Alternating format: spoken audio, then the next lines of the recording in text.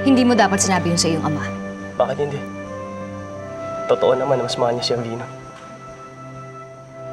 Almiro!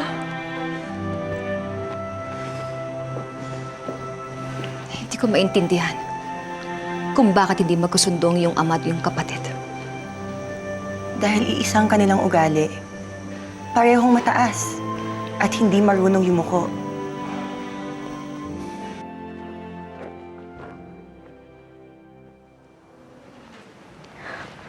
Prinsipe Almiro, bakit hindi ka na nakikipagtagpo sa akin? Dahil ayoko na sa'yo.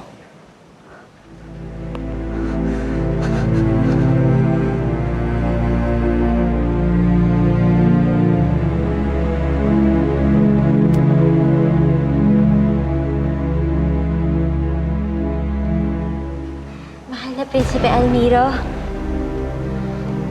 gusto ko lang sabihin sa'yo, napakaganda ng pagtugtog mo kanina.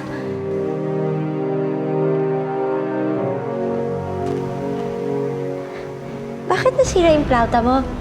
Gusto mo ayusin ko Huwag na. para... Ako na. Hindi! Akin na, kaya ko... Sinabi na huwag na eh! Teka, may gusto ka ba sa akin? Kung ano mang nararamdaman mo para sa akin, tigil mo na. Dahil hindi ako magkakagusto sa'yo.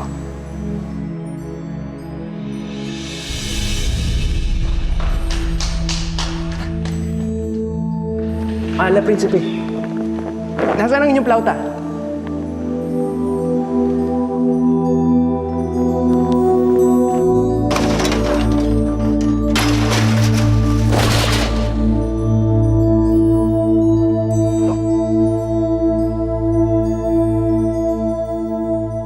Galit. Sinabi sa'yo ni Prinsipe Almiro? Opo, ina. Sinabi din niya na pangit ako.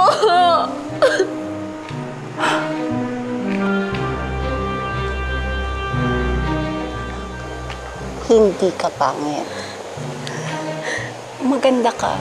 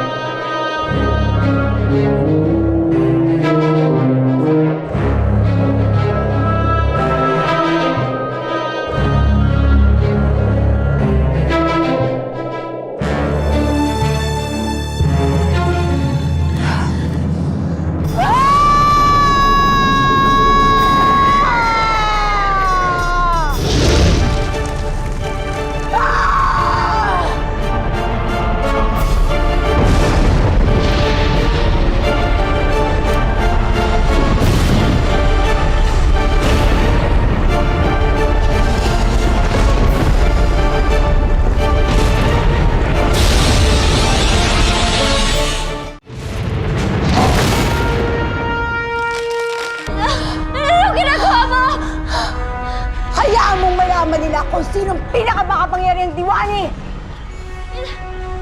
Tama na! Makamasak ko si Prinsipe Almiro!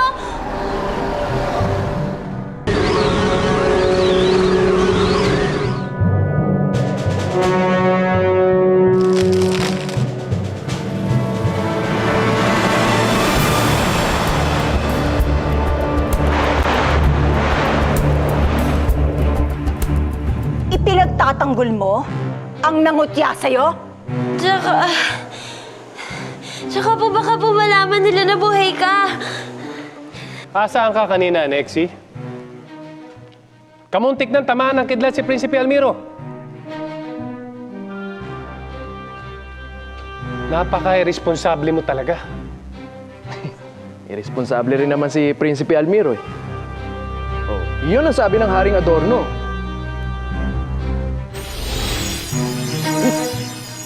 Paumanhin po, Diwani Rizzayo. Sino nagpakawala ng kulog at kidlat? Isang diwani lamang ang malakas ang loob na tumawag ng kulog at kidlat. Si Alwana. Hindi po ba't galit sa inyo si Haring Adorno? Kapag nalaman po niyang buhay ka, Baka ikulong na naman kayo sa bote. Imposible. Dahil si Alwana ay nakulong na sa bote at naitapon na sa ibang daigdig. Paano kung may nakakuha sa bote at naibigay niya ang 3 kahilingan nito? Ibig sabihin ay malaya na si Alwana. Malayang makababalik at maghasik ulit ng lagim.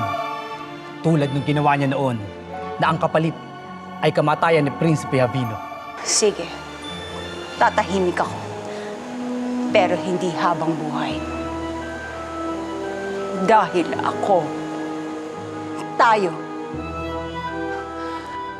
tayong may tunay na kapangyarihan. Ang maghahari sa Paladino, hindi ang adornong yan na wala namang kapangyarihan at umaasa lamang sa mga diwaning uto-uto! Kung ganon, kailangan natin malaman kung asan si Alwana upang maikulong ulit siya sa bote.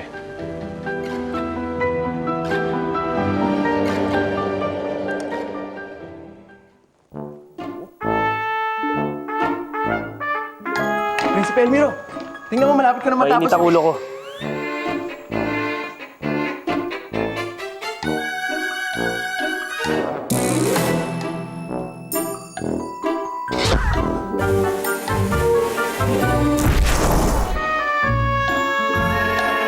Sinabi ng mainit ang ulo ko eh!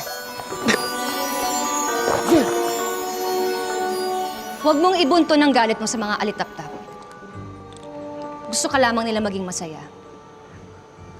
Lahat ng mga nilalang dito, nabubuhay sila upang tayo paglingkuran at pagsilbihan. Ang mga hayop, halaman, mga insekto, lahat sila. Kaligayahan nilang makita tayong masaya. Huwag mo silang biguin. Paumanhin, ina.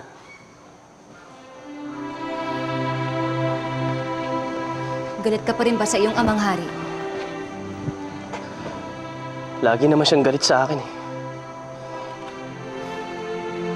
Gusto lamang niya maging isa kang mabuting hari pagdating ng panahon. Nakita niyo ba si Alwana? Hindi kamahalan. Wala siya rito. Sa tingin ko, andun pa rin siya sa kanyang kulungan sa bote. Kung ganon, sino nagpakawala ng kulog at kidlat? Inaalam pa ng mga diwani, kamahalan. May sasabihin ka pa ba, Rizayo? May naisip na akong paraan para tumino si Prinsipe Almiro, kamahalan. Paano? Nagsawa na ako sa pagpapatino sa batang yan. Hindi niya ako mahal. Isa akong malaking kabiguan para sa kanya. Anak, hindi totoo yan.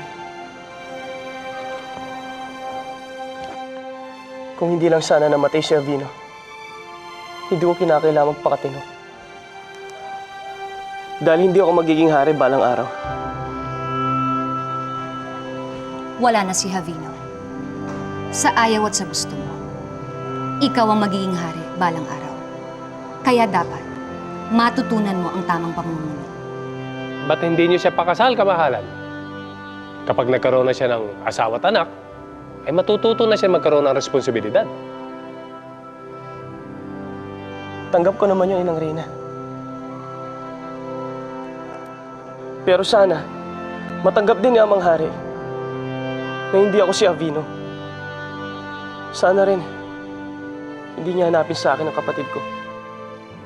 Tama ka, Rizayo.